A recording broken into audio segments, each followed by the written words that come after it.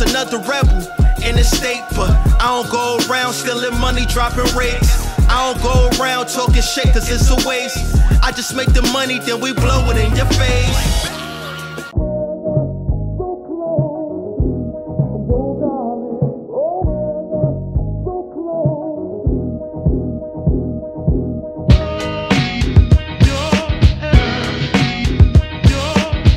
Alright, so yeah, this is World War I Oversimplified Part 2. Let's get into it. Stuck in a hard stalemate. They knew this war wasn't going to be about taking territory, but about simply wearing each other down. The Allies had plenty of men to expend from its overseas dominions, and the British also started a naval blockade, so Germany couldn't import stuff, like food. Neither side really wanted a long grueling war though, so they both thought of ways to break the deadlock on the Western Front. Idea number one, new frontiers. When the war first broke out, Australia was quick to take German New Guinea. The Allies also quickly jumped on Germany's colonies in Africa, and particularly in German East Africa, locals were enlisted as soldiers and carriers by both sides, leading to a tragic loss of life for the native Africans. Some new combatants entered the war as well. The Allies' new friends were Italy and Japan. Japan was busy building itself an empire, so it was more than happy to take away German islands and colonies in East Asia. Italy actually had an alliance with Germany and Austria-Hungary before the war, but after some tense relations, and then the Allies promising to give them some of Austria-Hungary's stuff, they switched sides. Italy opened up a front in the mountains here, What's but going like on, everyone Italy? else, they were stuck in stalemate for most of the war. The Central Powers' new friend was a struggling empire in the Middle East. The Ottomans were divided on whether to actually join the war or not, since they had been exhausted by the recent Balkan Wars. Some of the politicians who did want to join went off on their own and fired some shells at Russia, and then came back and said, "Whoops, looks like we're at war now." The Ottoman entry into the war was of particular concern to the British, since the Middle East was full of oil, and Britain wanted all of that oil. First, the Ottomans tried to attack Russia in the Caucasus Mountains, but they weren't prepared for the cold, and many of them froze to death. Then they crossed miles of desert to the Suez Canal from the British, but that failed too. Press pause. What would you rather do, freeze to death or overheat? Like, damn. Probably freeze to death. yeah, I think I'd rather freeze. Probably freeze, yeah. That overheat shit. Overheat shit, fam, you can't breathe. Yeah, you know what I'm saying? You guys should comment that. What would you rather, overheat or freeze to death? Or heat stroke or whatever it's called. I don't know, bro. The Ottomans blamed their initial losses on the ethnic Armenians living within Ottoman territory, and the resulting Armenian genocide led to the deaths of 1.5 million people.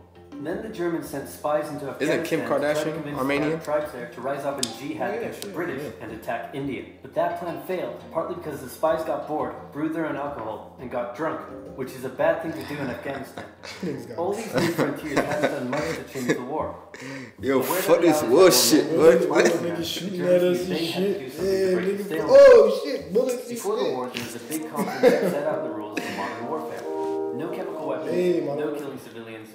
Basically, don't be jerks. The Germans held a meeting and decided to be jerks.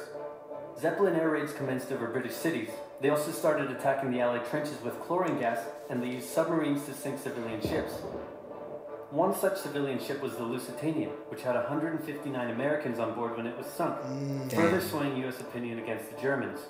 Germany's completely unfair to the Germans. Yo, bro. Germany, what's going on, bro? What's up with y'all, Germany? What's going on? I feel like that's probably why they like, don't worry, guys. We're not racist.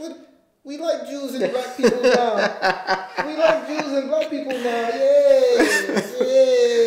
Yes. Oh, my bad. I'm sorry. My bad. No. I'm sorry. I didn't mean to do that. Instinct. My bad. I'm sorry. We cool. Come on, my brother.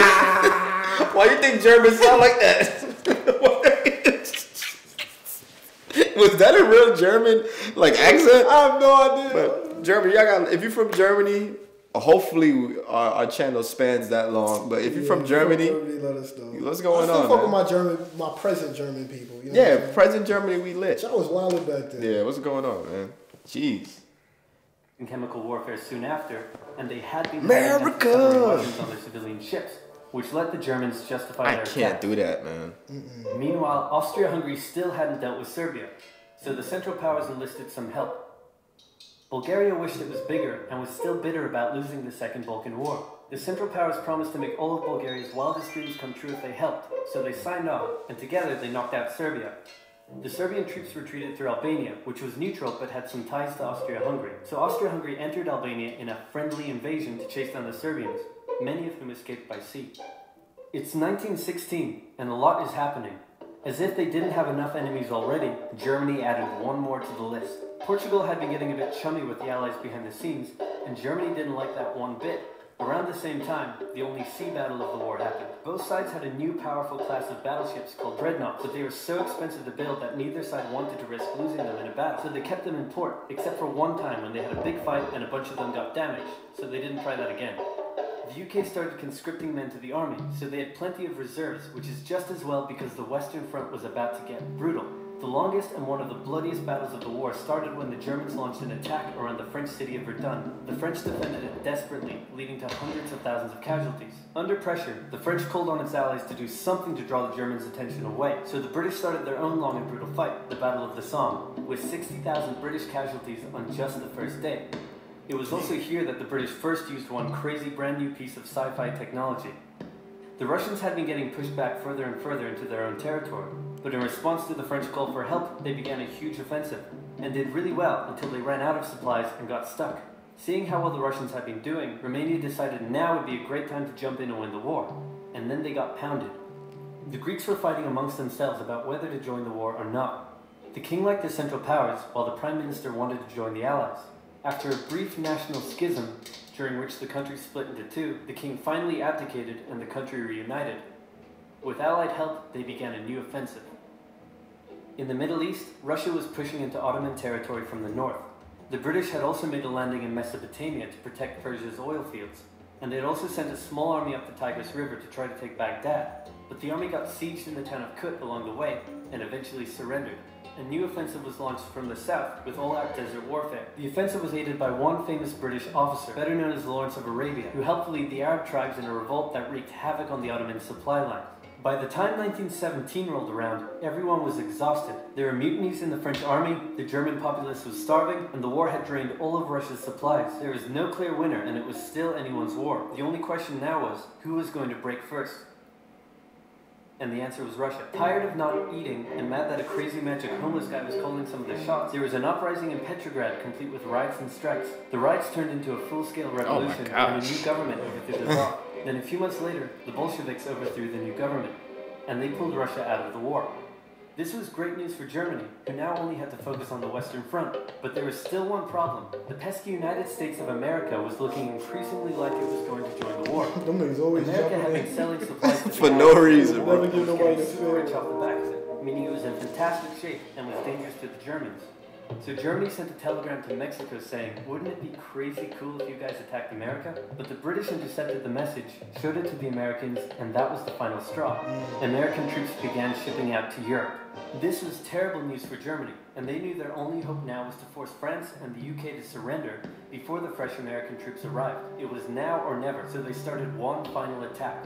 They converged their troops and hit hard at the Somme and pushed the Allies back. They hit a second time further north, then again and again. With each hit, the Germans were spending more and more resources, while the Allies were getting better and better at repelling their attacks. At the fifth punch, the Allies held the line and even pushed back.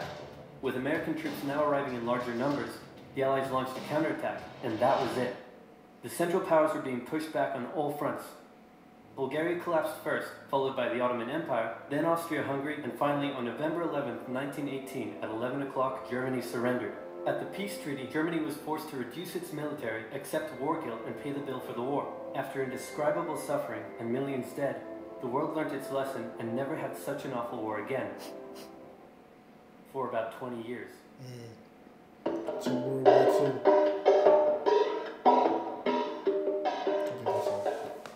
Yeah, they didn't learn their Germany and them didn't learn their lesson.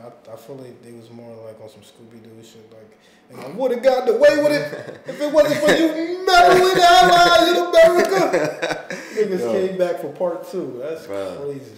It's just only sad. 20 years later. Only 20 years, bro. Like, that's crazy. But yeah, I thought, like, this may sound crazy, but like, I thought Russia was stronger than, I think we kind of overestimated Russia. But I think, they wasn't able to break Moscow, at least in World War II. Yeah. They wasn't able to break Moscow because of cold and stuff. Man, I thought like the Russia was like the White Ranger. Yeah. Yeah, I thought it was like the White, like, you know, America would probably be like the Red Ranger, like he always did. Vietnam would probably be like the Green Ranger because we ain't want to fuck with them niggas. Vietnam, yeah, you didn't want to mess with, We ain't yeah, want to smoke with Vietnam. yeah, Vietnam. Shout out to Vietnam, bro. Yeah. Do we shout out Vietnam? I don't think we. I mean, it's the beef done. You know what I'm saying? The beef done. That yeah, beef beef done. done. Yeah. Okay. I don't think we can shout out Cuba. Yeah. We can't shout out Cuba. Oh, Yeah, it's a duck. fuck with us. Yeah. Bro, we like the women, bro, but you know what I'm saying? Facts. The beef is still there. You know what I'm saying? Still beef. And you know, I don't want to flip flop. You know, so, but yeah, yeah, man, holla at your boys. Give a like, and if you get past 1,000, we might do a pop quiz, man. Right. You know, so holla at your boys, man. Don't trust. Yeah.